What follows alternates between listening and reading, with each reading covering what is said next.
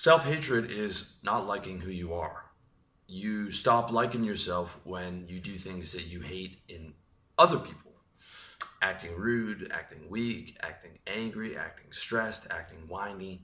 All the things that you don't like to see other people doing. When you take those actions and you do them consistently enough, you stop liking yourself. This is the cause of self-hatred because you are always watching. The consciousness, the awareness is always watching and judging your actions, as opposed to acting and being like the man that you want to be in the now, because now is all that exists, as opposed to taking actions that you admire in other people, actions like being cheerful and charming, actions like being humble in the face of praise, actions like being cool, calm, and collected under pressure. Being positive in all circumstances, setting and achieving audacious goals for yourself, selling emotion instead of indulging emotion, being a state generator and lifting people up instead of bringing the people down around you. If you're not happy with who you are, start being the man that you want to be today, in the now. Now is the only moment that exists, the only moment that ever will exist. So if you want to become that man, start being him now.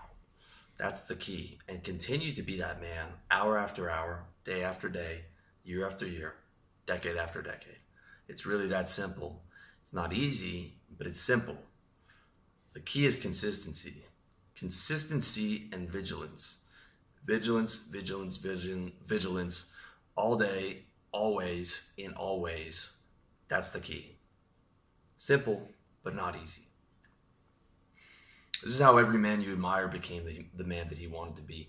Mick Jagger was an effeminate, upper middle class, English art school student until he invented the idea of a rock and roll star, became a rock and roll star, and then convinced hundreds of millions of people that's what he was. An audacious goal, but one that he became first. Michael Jordan, anybody that you admire became that guy first and spent his life taking those actions and proving it to other people so that he could get the respect that he wanted. The key is to become first and prove second through consistency and vigilance. But in your mind, you have to be the first person that you sell. If you want to become that man, you have to sell yourself first and be him. Start being him today. Now, there's any other time outside of the now is going to be an excuse. So you can model whoever you want. You don't have to model a rock star. Or you can just model your future self, the best version of yourself. You can look 10 years from now after having achieved all the goals that you want to hit and start being that guy today and start acting how that guy would act today.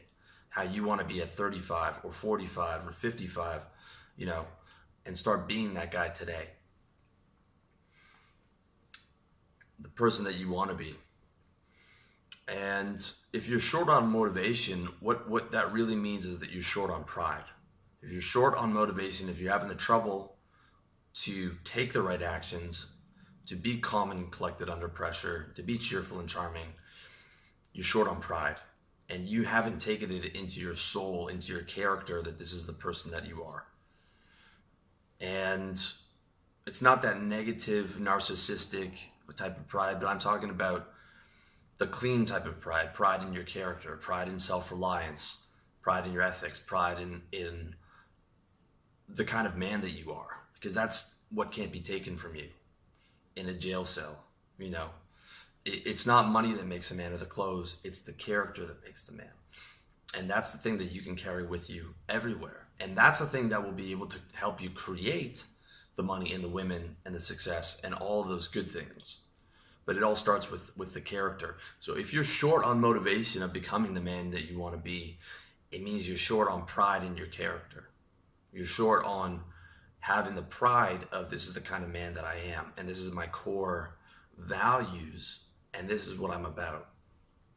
Because when you truly internalize that, you're not going to allow situations to let you degrade yourself or to show people you degrade yourself over some trifling problem or venting some petty emotion.